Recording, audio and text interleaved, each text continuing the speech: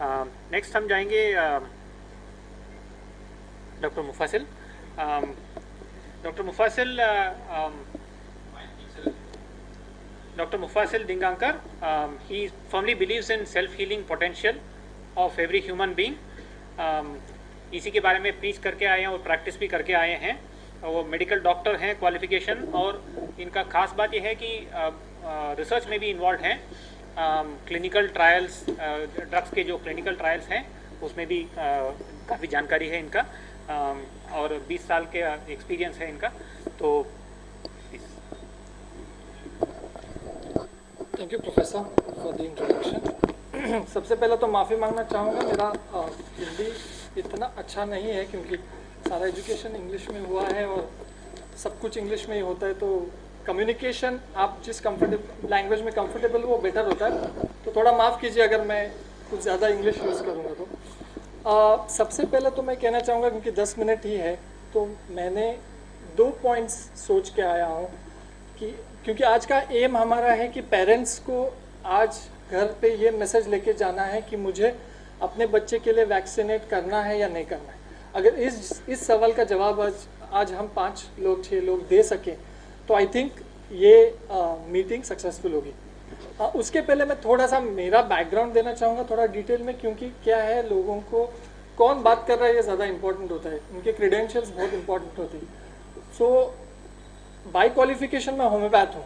सो मैंने BHMS किया है और काफ़ी साल 7-8 साल प्रैक्टिस करने के बाद मुझे काफ़ी डिस्क्रिमिनेशन लगा between the so called alternative medicine और एलोपैथी में। तो इसीलिए मैंने अपनी जेब से पैसे खर्चे करके UK गया, मैंने अपनी रिसर्च में डिग्री की, फार्मा कंपनियों के साथ काम किया। सो एक्चुअली जो प्रोफेसर अभी बोल रहे थे और डॉक्टर साहब भी जो बोल रहे, जो क्लिनिकल ट्रायल्स होते हैं वो मैंने अपने हाथों से काम किया है उसमें।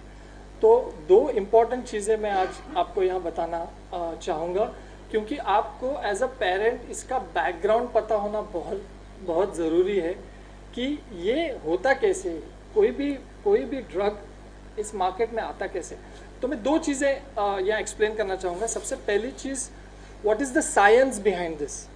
ओके, ये एक अगर आपको समझ में आ गया कि इसके पीछे, क्योंकि आपने पिछले 2 साल में बहुत सुना होगा साइंस है, ये साइंस है, हमारा साइंस बेटर है, हमने वैक्सीन बनाया, तो आपको ये साइंस समझना बहुत ज़रूरी है, और साइंस के साथ में उसके पीछे का कॉमर्स समझना ज़रूरी है। सो अगर ये 2 चीज़ें आपको समझ में आ गई तो आपका प्रॉब्लम सॉल्व हो जाएगा। अभी आपने देखे होंगे कॉलेजेस में 3 सेक्शंस होते हैं, साइंस, कॉमर्स और आर्ट्स। तो आर्ट्स हम हैंडल नहीं करेंगे क्योंकि आर्ट्स ये लोग ऑलरेडी हमारे पॉलिटिशियंस, गवर्नमेंट्स, डॉक्टर्स काफ़ी आर्टिस्टिकली आपको कन्विंस कर रहे हैं कि वैक्सीन लो वैक्सीन लो। सो मैं इन 2 पॉइंट्स पे बात करूँगा। पहले तो ये साइंस, तो ये साइंस कितना आई वुड से खोखला है, ये सबसे पहले आपको जानना बहुत इंपॉर्टेंट है। क्योंकि ये जो इम्यूनिटी, आपने सबसे ज़्यादा वर्ड, आपने आज भी आप स्टैटिस्टिक्स निकालोगे तो पिछले 2 साल में सबसे ज़्यादा Google word is immunity. Okay, तो ये इम्यूनिटी समझना बहुत इंपॉर्टेंट है। मैं बहुत शॉर्ट में, ये बहुत डिटेल, इस पर किताबें लिखी गई है, काफ़ी सारे इम्यूनोलॉजिस्ट अपना काम छोड़ के आज इम्यूनोलॉजी के बाहर निकल गए। तो ये सबसे इम्पॉर्टेंट है आपको समझना कि ये इम्यूनिटी क्या है। इम्यूनिटी आपने तो काफ़ी पढ़ा होगा, लेकिन ये जो वैक्सीन जिस थियोरी पे बेस्ड है, ओके, वो आपको समझना है कि वो आर्टिफिशियल इम्यूनिटी है, मतलब उसको इम्यूनोलॉजिक मेमोरी बोलते हैं। और अगर मैंने एक स्टेटमेंट बनाया है और काफ़ी लोगों ने, काफ़ी इम्यूनोलॉजिस्ट ने बोला कि immunologic memory is not equal to protective immunity. Okay, तो ये 2 इक्वल नहीं है, ये कम्प्लीटली डिफरेंट है। ये आपको बेचा गया है अभी से नहीं, वर्ल्ड वॉर 2 के बाद से, जब से इन्होंने फार्मा कंपनियों ने, आपको पता है कि आज आपको कुछ भी होता है वैक्सीन से, दुनिया की कोई भी ताकत उनको छू नहीं सकती है फार्मा कंपनीज को, क्योंकि उन्होंने वर्ल्ड वॉर 2 के साथ में ही US FDA, और क्योंकि ये सारी चीज़ US गवर्नमेंट ही सब मैनिपुलेट करती है ना पूरी दुनिया में, इनका ही FDA है, इनके सारे अथॉरिटीज़ है, WHO में भी ये लोग ही बैठे हुए। तो वो उन्होंने क्या किया है, फार्मा कंपनीज को इंडेमनीफाई किया मतलब आज वैक्सीन अगर प्रूव भी होता है कि वैक्सीन की वजह से कोई डेथ हो गई है, तो भी आप फार्मा कंपनीज को कुछ कर नहीं सकते। So this is the commerce behind it. Okay, और साइंस ये है कि इम्यूनिटी, आपकी जो नेचुरल इम्यूनिटी, अभी कुछ पेपर्स भी, स्टडीज़ भी पब्लिश हुए हैं जिसमें natural immunity is 13 times better than your artificial immunity. तो ये जो वैक्सीन है, ये एक्चुअली आपको ये समझना ज़रूरी है कि ये सिर्फ एक पर्टिकुलर चीज़ के लिए क्या, for example not just to the disease, मतलब वो बीमारी के लिए नहीं है, लेकिन वो बीमारी में भी वो वायरस के एक पर्टिकुलर प्रोटीन के लिए ही बनाया गया है, ठीक है। तो बाकी की चीज़ क्या है, बाकी का पार्ट वायरस का क्या है, आपकी इम्यूनिटी पूरी रिएक्ट करती है। तो जब और नैसर्गिक तरीके से जब आपको इन्फेक्शन होता है तो वो सारे स्टेप्स फॉलो करके, फॉर एग्जांपल अगर समझो आप कोई ऑफिस में काम करते हो, आपको डायरेक्टली लास्ट स्टेप करने बोलेगा तो आपको चलेगा क्या, आपको वो पूरा प्रोसेस फॉलो करना पड़ता है। तो नेचुरल इम्यूनिटी में वो होता है, और इसीलिए नेचुरल इम्यूनिटी लॉन्ग लास्टिंग है। कितने सारी स्टडीज़ पब्लिश्ड है जिसमें पता चला है कि ये लॉन्ग लास्टिंग है ही नहीं। जो भी अभी 2 साल से जो ठोक रहे इंजेक्शंस लोगों को, वो तो बन ही रहे ना, उनको इन्फेक्शन हो ही रहा है। सो ये रहा साइंस। अब इसमें कॉमर्स कहाँ से आता है? कॉमर्स ये आता है, और ये this is directly from the horses mouth, क्योंकि मैंने इन कंपनियों के कमिटीज़ पे काम किया हूँ। I was the medical advisor for Eli Lilly in the UK, neuroscience department में मैंने काम किया हूँ as a safety physician. So basically, actually, it's an achievement for a homeopath to sit in a allopathic pharma company on a research position, okay, as a medical advisor. So ये मैं confidently मैं इसलिए बता रहा हूँ, ये credentials में कोई show off नहीं कर रहा हूँ, मैं ये credentials इसलिए बताने की कोशिश कर रहा हूँ कि मुझे पता है कि ये pharma companies कैसे अपना data manipulate करते हैं, और इसके लिए वो background देना मैं चाहता हूँ। देखिए, कोई भी medicinal product, जिसको मतलब सिर्फ दवाई ही नहीं, कोई भी medicinal product, वो device हो, वो ड्रग हो या वो वैक्सीन हो, ये तीनों डिफरेंट एंटिटीज़ है। दवाई एक केमिकल फार्मूला है, उसमें भी काफ़ी टाइप्स है, उसके डिटेल में नहीं जाऊंगा। वैक्सीन एक बायोलॉजिक है, और डिवाइस ऑफ कोर्स एक मैकेनिकल डिवाइस है, मतलब वो आपकी बॉडी में जाता है। तो कोई भी मेडिसिनल प्रोडक्ट के 2 एस्पेक्ट्स होते हैं जो रिसर्च किए जाते हैं ऑलमोस्ट 10 साल तक। फॉर एग्जाम्पल, आज समझो मैं एक्स कंपनी हूँ, समझो मैं फाइजर हूँ, तो मैं क्या करूँगा, मैं 1 लाख कैंडिडेट्स बनाऊँगा। सबसे पहले 1 लाख कैंडिडेट्स बनाऊँगा, केमिकल फार्मूलाज क्रिएट करूँगा कि ये क्योंकि एलोपैथी में यूजुअली क्या होता है, हर सेल पे रिसेप्टर्स होते हैं, ठीक है। उस रिसेप्टर्स को ब्लॉक करने के लिए लोग दवाई बनाते हैं, वो जाके वो रिसेप्टर को ब्लॉक करते हैं। जैसे पेन किलर है, पेन किलर क्या करता है, आपके जो पेन सेंसिटिव सेल्स है उनको जाके ब्लॉक कर देता है, तो आपको लगता है दर्द तो हो रहा है लेकिन आपको वो महसूस नहीं हो रहा है। So actually it is only killing the pain, it is not alleviating the pain, ठीक है। तो बोलने का मतलब ये है कि ये जो ड्रग रिसर्च होता है वो 1 लाख कैंडिडेट्स बनाते हैं, वो कंप्यूटर सिमुलेशंस करते हैं, फिर उसमें कुछ गलत निकलते हैं तो फिर वो फिल्टर करके वो 50,000 पे आ जाते हैं। फिर वो सेल्स में उनको ट्राई करते हैं लैबोरेटरी में, उसको इन विट्रो बोलते हैं, उसमें ट्राई करते हैं। फिर उसमें से वापस शॉर्ट होके कुछ हज़ारों में आते हैं। फिर वो एनिमल्स पे ट्राई करते हैं, गिनी पिग्स पे या कुत्तों पे या रैट्स पे, ज़्यादातर रैट्स पे होता है। फिर उसमें से वापस और शॉर्ट हो जाते हैं, और फिर वो ह्यूमन ट्रायल स्टार्ट करते हैं। तो जब तक ह्यूमंस में नहीं आता है वो एक्चुअली क्लिनिकल ट्रायल्स नहीं होते, वो प्री क्लिनिकल ट्रायल्स होते हैं, मतलब एनिमल स्टडी, टॉक्सिकोलॉजी स्टडी, कितना डोज देना चाहिए, ये सारे स्टडीज़ होते हैं। अब मैं ये क्यों बता रहा हूँ आपको, वो इसलिए बता रहा हूँ क्योंकि फार्मा कंपनी में जो रिसर्च डिपार्टमेंट होता है, तो ये सारी चीज़ें जो है ना, ये इसको कहते हैं एफिकेसी।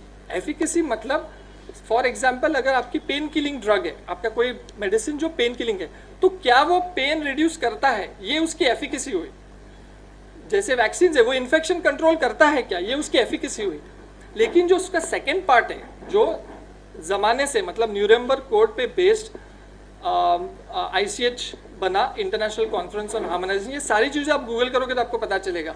क्योंकि थैलेडोमाइड नाम का एक ड्रग था जो प्रेग्नेंट वुमेन में सुबह मॉर्निंग सिकनेस जो होता है उनको, उसके लिए दिया गया, ठीक है। वो काफ़ी इफेक्टिव था, उनका जो सुबह जो बोलते हैं ना नौशिया होता है, वॉमिटिंग सेंसेशन होती है, उसके लिए दिया गया। लेकिन पता चला कि कुछ टाइम के बाद उन औरतों ने जिन्होंने ये दवाई ली थी, उनके बच्चों को फीकोमिलिया हुआ, मतलब उनके जो हाथ पैर थे वो जैसे सील होता है या पेंगुइन होता है वैसे डिफॉर्म्ड ये हो गया।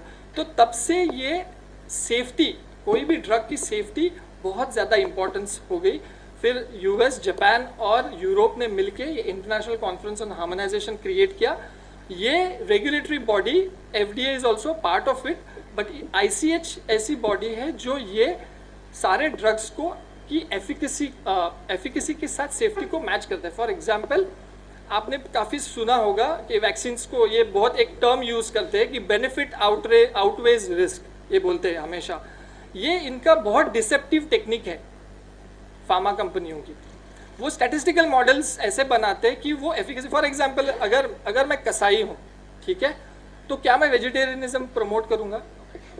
बिल्कुल नहीं करूँगा। Okay, so the idea is, आपको ये कॉमर्स समझना ज़रूरी है कि इनको सिर्फ अपनी एफिकेसी दिखानी है, सेफ्टी हमेशा छुपाते हैं। तो आज भी वैक्सीन्स कितने लोगों पे किया है ये डेटा पूरा नहीं है, बच्चों पे तो बिल्कुल नहीं किया है इन्होंने।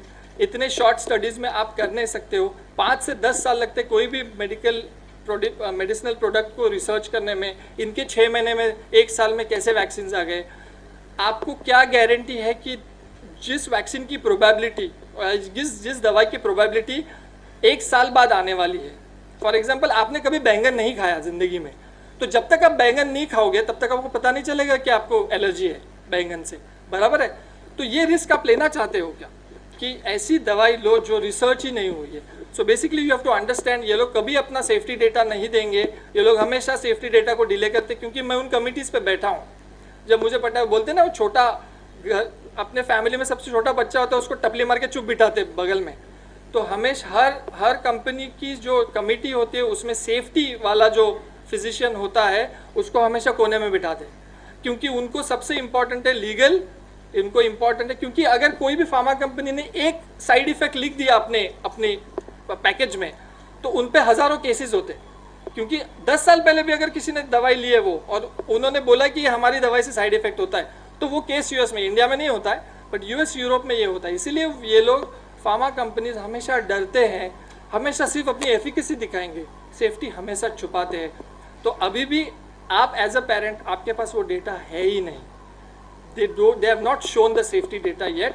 और प्लस ऑफ कोर्स नेचुरली उतने ट्रायल्स हुए ही नहीं हैं, ट्रायल्स शॉर्ट हुए हैं, सारे फैक्टर्स पे ट्रायल्स हुए नहीं हैं। जैसे प्रेग्नेंट लेडीज़ में लैक्टेशन पे क्या इफेक्ट होता है, टेरेटोजेनिसिटी जिसको बोलते हैं, जैसे जेनेटिक्स पे क्या इफेक्ट होता है, बच्चा अगर जैसे थैलिडोमाइड में हुआ, क्या गारंटी है कि 5 साल बाद आपके बच्चे को कोई जेनेटिक डिफेक्ट नहीं आएगा? क्योंकि तब तो वो बोलेंगे कि तब हमने इतना रिसर्च नहीं किया, emergency authorisation.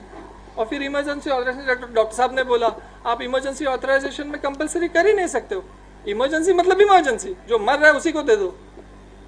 So I think ये आपको, आप अगर ये साइंस और कॉमर्स अगर समझोगे कि ये कैसा ड्रामा होता है, तो आपको समझ में आ जाएगा। Of course we will have a lot of questions, so I will put some other points across as well. Thank you.